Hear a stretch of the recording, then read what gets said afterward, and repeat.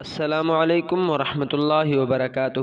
حضرت بلال حبشی رضی اللہ تعالی عنہ مسجد نبوی کے مؤذن تھے۔ اس سے پہلے کسی کافر کے غلام ہوتے تھے۔ جب اسلام لائے تو ان پر امیہ بن خلف نے ظلم کے پہاڑ توڑے۔ ان کو سخت گرمی کی دوپہر کی تپتی ہوئی ریت پر لٹا دیتا اور سینے پر پتھر کی چٹان رکھ دیتا تھا تاکہ وہ ہل نہ سکیں اور اسی طرح مر جائیں یا اسلام کو چھوڑ دیں۔ آپ اس حال میں بھی احد احد کہتے تھے، یعنی اللہ ہی سب کا معبود ہے، اللہ ہی وحدہ لا شریک ہے۔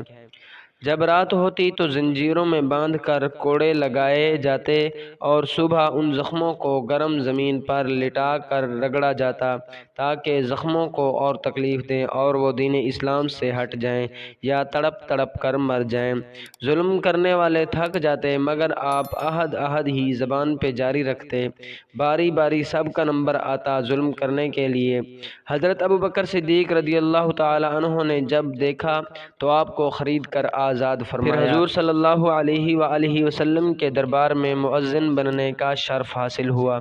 جب رسول اللہ صلی اللہ علیہ وآلہ وسلم کا انتقال ہوا تو حضرت بلال رضی اللہ عنہ مدینہ میں نہیں رہے، کیونکہ ان کی جگہ کو خالی دیکھنا مشکل ہو گیا تھا اور وہاں سے چل دیے جہاد کی نیت سے، اور ایک عرصے تک مدینہ نہیں گئے۔ ایک مرتبہ حضور صلی اللہ علیہ وآلہ وسلم کی خواب میں زیارت ہوئی۔ آپ صلی اللہ علیہ وآلہ وسلم نے فرمایا، بلال یہ کیا ظلم ہے، ہمارے پاس نہیں آتے؟ تو آنکھ کھلنے پر فوراً حاضر ہوئے۔ حضرت حسن حسین رضی اللہ تعالی عنہ نے اذان کی فرمائش کی۔ لاڈلوں کی فرمائش پر انکار کی گنجائش نہیں تھی۔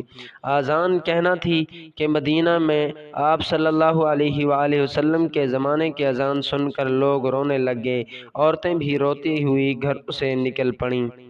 کچھ روز قیام کے بعد واپس چلے گئے اور دمشق میں وصال فرمایا۔ اللہ تبارک و تعالی ان کی مرکت پہ کروڑوں رحمتیں نازل فرمائے اور ہم سب کو ان کی سیرت پہ عمل کرنے کی توفیق عطا فرمائے، آمین ثم آمین۔